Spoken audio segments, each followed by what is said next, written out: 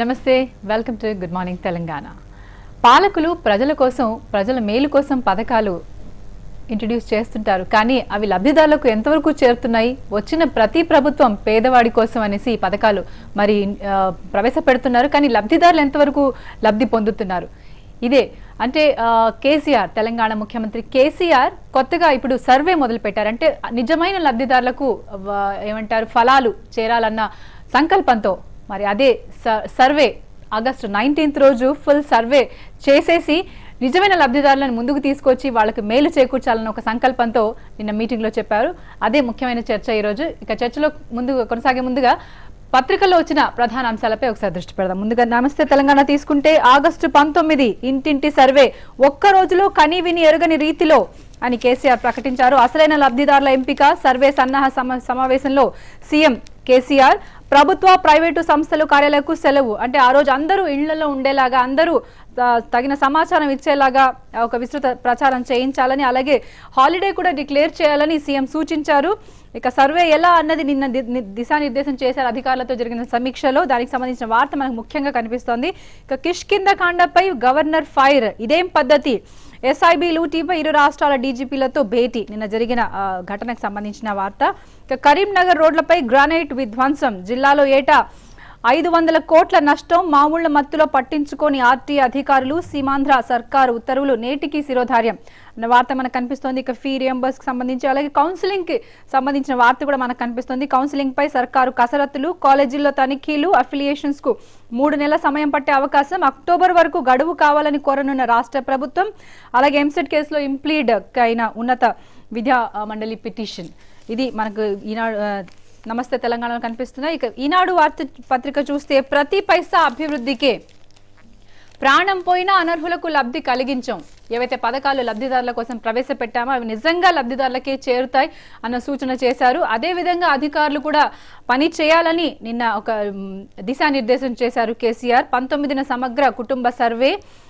ఇక నెక్స్ట్ వార్త, విద్యుత్ ఒప్పందాలు కొనసాగాల్సిందే, కేంద్ర ఉన్నత స్థాయి కమిటీ స్పష్టీకరణ. 4న మరోసారి సమావేశం, కేంద్ర ఇంధన శాఖదే తుది నిర్ణయం. కరెంటు మీద కొనసాగుతున్న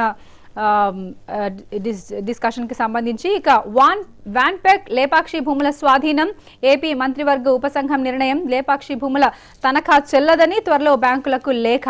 ఆ వార్త కూడా మనకు కనిపిస్తోంది. సిలికాన్ కారిడార్ గా ఆంధ్రప్రదేశ్ రాష్ట్ర రాజధాని నిర్మాణంలో భాగంగా, అలాగే రాష్ట్ర నిర్మాణంలో భాగంగా ఇవన్నీ మనకి ఏపీ సర్కార్ చేస్తున్న ఇది కనిపిస్తున్నాయి. 2020 నాటికి సర్కారు లక్ష్యం, ఇంజనీరింగ్ సిలబస్ లో మార్పులు, ప్రతి ఇంట్లో ఈ అక్షరాస్యత అన్న రీతిలో వీళ్ళు ఇంట్రడ్యూస్ చేస్తున్నారు. ఆలయ కమిటీలు రద్దు అన్న మరో వార్త కూడా మనకు కనిపిస్తోంది. తీతిదే సహా అన్ని ఆర్డినెన్స్ జారీకి ఆమోదం, డ్వాక్రా మహిళలకు ఇసుక తవ్వకాలు, ఇలా పలు వార్తలు మనకు కనిపిస్తున్నాయి. వివరాలు లోపల పేజీలో ఉన్నాయి. కౌన్సిలింగ్ కు మేము సిద్ధం, సుప్రీంకోర్టు విన్నవించిన ఉన్నత విద్యా మండలి ఇంప్లీడ్ కూడా అయ్యారు ఆ కేసులో. మన వాదన బలంగా వినిపించండి, ఎంసెట్ కౌన్సిలింగ్ పై కేసీఆర్ ఆదేశం. ఏదైతే స్థానికతపై రగడ మొదలైందో దానికి సంబంధించి స్ట్రాంగ్ గా ఇచ్చేద్దామని కేసీఆర్ సూచించారు. అభివృద్ధి ప్రాంతాల వరకు మెట్రో విస్తరణ, 2040 బృహత్ ప్రణాళికకు అనుగుణంగా రైలు మార్గం పొడిగింపు, అలాగే మెట్రోకు సంబంధించిన వార్త కూడా మనకు కనిపిస్తోంది.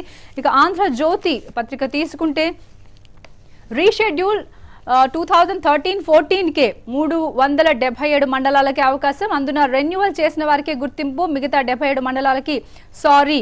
అంటే రీషెడ్యూలింగ్ పైన, రుణమాఫీ పైన ఆర్బీఐ అదే జరిగితే ప్రభుత్వం 15,000 కోట్ల భారం, 4న ఆర్బీఐతో భేటీ. దానికి అంటే టీ సర్కారుకు ఆర్బీఐ స్పష్టీకరణ అన్న వార్త మనకు కనిపిస్తుంది. రీషెడ్యూల్ కి సంబంధించి, రుణమాఫీకి సంబంధించిన వార్త ఇది. ఇక మరో వార్త, లేపాక్షి వాన్ప్యాక్ భూములు వెనక్కి, స్వాధీనానికి ఏపీ సర్కార్ నిర్ణయం. ఐటీ సంస్థలకు నజరానాలు, ఇందాక మనం చెప్పుకున్నట్టుగా రాష్ట్ర రాజధాని నిర్మాణంలో కానీ రాష్ట్ర నిర్మాణంలో కానీ అంటే ఒక ప్రోత్సాహకాలు అందించాలన్న ఇదిలో ఏపీ సర్కార్ కనిపిస్తోంది. కనీసం 5,000 మందికి ఉపాధి కల్పిస్తే చాలు, విద్యుత్ బిల్లులో 20 నుండి 50% వరకు రాయితీ, బ్యాండ్ విడ్త్ ఛార్జీలోనూ 20% రాయితీ అన్న వార్త మనకి ఇక్కడ కనిపిస్తోంది. ఇక ఈ సర్వేకి సంబంధించిన వార్త కూడా ఆంధ్రజ్యోతిలో కనిపిస్తోంది. ఒక్క రోజులో లెక్క పక్క, సకల జన సర్వే 19న ఏకకాలంలో 84 లక్షల కుటుంబాల వివరాల సేకరణ అన్న వార్త మనకు మెయిన్ గా కనిపిస్తోంది. విద్యార్థుల మేలు కోసమే చర్యలు తీసుకున్నాం, కౌన్సిలింగ్ ఆదర్శమైతే వారి పరిస్థితి ఆగమ్యం. ఈ ఫీ రియంబర్స్మెంట్ కి సంబంధించింది కౌన్సిలింగ్ కి, అలాగే సర్టిఫికేట్ వెరిఫికేషన్ కూడా స్టార్ట్ చేయాలని, దానికి తేదీ ఖరారు చేయాలని దానికి సంబంధించిన వార్త మనకు కనిపిస్తుంది. ఇక చివరిగా సాక్షి పత్రిక తీసుకుంటే సాక్షిలో 250 కిలోమీటర్ల మెట్రో ప్రాజెక్ట్ మరింత విస్తరిస్తాం కేటీఆర్ వివరించారు. ఇక కౌన్సిలింగ్ కు సిద్ధం అన్న వార్త కూడా దీంట్లో కనిపిస్తోంది. 2020 నాటికి సిలికాన్ కారిడార్ గా ఏపీ, ఆంధ్రప్రదేశ్ ను 2020 నాటికి సిలికాన్ కారిడార్ గా ఈ గవర్నింగ్ సర్వీస్ లో నెంబర్ 1 గా తీర్చిదిద్దాలని రాష్ట్ర మంత్రివర్గం నిర్ణయించింది. ఆ వార్త మనకు కనిపిస్తోంది. ఇక క్లిక్ తో ఇంటి గుట్టు 19న సామాజిక ఆర్థిక ఇంటింటి సర్వే, పకడ్బందీ ఫార్మాట్ తో వివరాల సేకరణ, కులం, మతం, ఇళ్లు, ఆస్తిపాస్తుల నుంచి దీర్ఘకాలిక వ్యాధుల దాకా వివరాలు సేకరిస్తారు. ఇక విద్యార్హతలు, ఉద్యోగం నుంచి పొందుతున్న సబ్సిడీల దాకా నమోదు, తప్పుడు సమాచారం ఇస్తే ప్రభుత్వ పథకాలు సబ్సిడీలకు అనర్హతే. సో అంటే అధికారులకు ఎలాగైతే దిశానిర్దేశం చేశారో అలాగే ప్రజలకు కూడా ఒక సూచన చేసినట్టుగా కేసీఆర్ కనిపిస్తోంది. అంటే వివరాలు పకడ్బందీగా ఇవ్వాలని, ఎందుకంటే ముందు తరాల వారికి ఈ అభివృద్ధి ఫలాలు అందాలని, ఏవైతే పథకాలు ఉన్నాయో అవన్నీ ఇంతవరకు అవకతవకలు జరిగాయి, చాలా స్కామ్స్ జరిగాయి. అది కాకుండా ప్రస్తుతం మున్ముందు పక్కా ఇదితో జరగాలన్న ఆలోచనతో ఈ సర్వే మొదలు పెట్టినారు. అంటే సర్వేకి ఆలోచిస్తున్నారు కేసీఆర్. 19న ఇల్లు కదలొద్దు, అలాగే అందరూ ఇంట్లో అవైలబుల్ ఉండేలాగా, ఎందుకంటే ఒక్కో రోజుతో సర్వే ముగించాలి, అందరూ దాంట్లో పాల్గొనాలి అని సూచిస్తున్నారు. ఇక జగన్ అబద్ధాల బాబును నిలదీయండి, ప్రజలకు వైఎస్ఆర్సీపీ శ్రేణులకు వైఎస్ జగన్ పిలుపు. రైతులు, డ్వాక్రా మహిళలు, విద్యార్థులు సహా అన్ని వర్గాలను బాబు మోసం చేస్తున్నారు.